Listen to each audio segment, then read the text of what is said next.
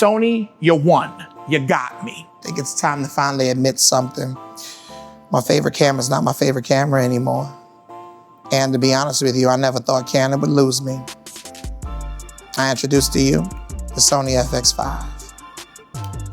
As the guy that buys the cameras in the studio, I put Sony in the lineup. Like from the moment we got, or the FX3 was released, I said, you know what, the FX3 is going to be a monster, and it proved to be a monster. It is currently the highest grossing camera amidst all the cameras that we have, and we have every FX camera currently. But even though that was the case, I still love options more than I love the idea of just making money. So the Canon R5 C has always been my favorite camera. I liked the R5, and the R5 II was dope, right? The R5 Mark II. But the R5 C just hit me in the right spots. I like film a lot more than I like photos, but the thing can do both. Ugh, it's disgusting. And because it was a stat sheet stuffer, it stayed as my favorite. 4K 60 with an external battery, 4K 30 in body, no external battery. Dog, raw, in body. But I always fashioned myself like a fake cinematographer, right? Like even now with my production company, I don't do the filming, right? Like I will be behind camera when necessary. I handle all of the like builds and stuff, like Bubba the Kraken. That's my build, you know? Like I can put a pterodactyl on here, blah, blah, blah. Here's the thing. I was shooting when I was like 16 on this thing. It's a mini DV, the Canon. This is my introduction to Canon. Got the Firewire port on the front, put that in Windows Movie Maker. I was making movies. I felt great, man. Recently, I started picking up Canon because, you know, whatever. But again, we were shooting Sony. Canon has always been, I've loved the color science. I've loved the depth of field. I've loved the way that it looks and feels coming out of a Canon. No, literally coming out, pack out, Canon.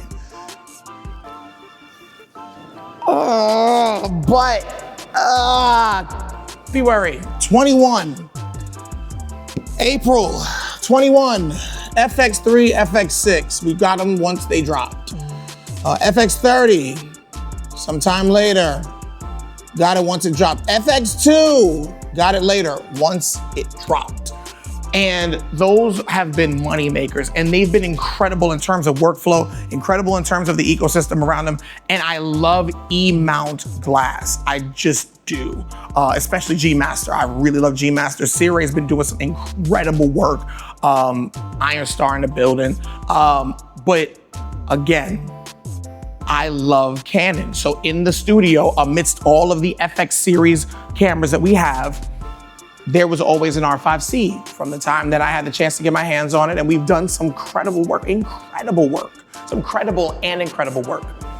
But man, internal OCN RAW, 5K open gate, tri-base ISO, a fully stacked sensor, which does not mean higher quality. It is higher quality, it's a higher quality sensor.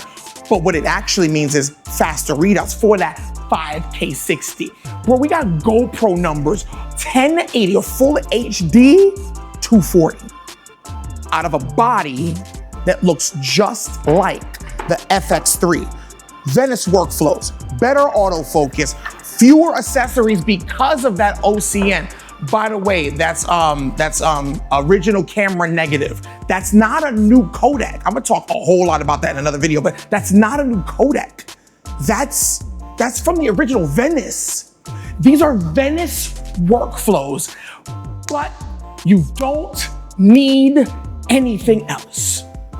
Grab that plus the new battery and you're doing work. This is cinema. It wasn't decided by sharpness or dynamic range. It wasn't that one produces more professional work than the other. It was workflow. I'm the guy that buys the cameras. I'm the guy that makes the decisions on what we're outlaying money on. And the FX5's workflow wins. The FX6's workflow wins. And that's why we don't have two FX3s. And also there's a reason why we don't have two FX6s, but that's a whole nother conversation. The FX5 is the efficient stat sheet stuffer. It's like KD. Put them on the floor and you will get efficiency. It's about investments for me, right? This camera is an investment. I'm investing in us being able to continue to make money, make inroads. And also, like, this is a cinematic monster. I don't wanna just be able to take this to set and record, I don't know, Bill Nye the Science Guy, Nicole Kidman, 50 Cent. I wanna be able to put this in the hands of a cinematic genius with a lens like this and do some really, really stupid things.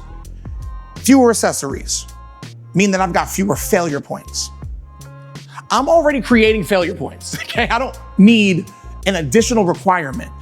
Mind you, my Adamuses have never failed me. I'm talking like the Ninja 5, which y'all call the Ninja V, the TXs, never failed me, dog. But what if I didn't bring it with me? What if I went straight to CF Express A? If I didn't need to, then I would have the ability to just go CF Express A. Don't need to bring two different card readers. This is not, by the way, an anti-Canon video. Canon still makes some incredible stuff, and I think the R5 C has earned its place in the cinema space of the studio. It's seen client work, infrequently. But there's something about this thing that allows me to say, good God, even though the R5 C is an outstanding camera, the industry's continuing to move and change. And y'all kept complaining about open gate. Now you got it. Let me see what you do with it. I can tell you what I'm gonna do with it. I'm gonna keep making money. Your favorite should never be the newest, the most fun, highest SEO. No, it should be the one that disappears while you work. And when you find a camera that can give you workflow and do it well, you get that camera, you use that camera, you make that money, or even better, you make great work. I'm the Chef Boy, and I am really, really hoping that this helped y'all understand that I still love the R5 C, but you are currently looking at my personal favorite camera. Sony, you won. You got me.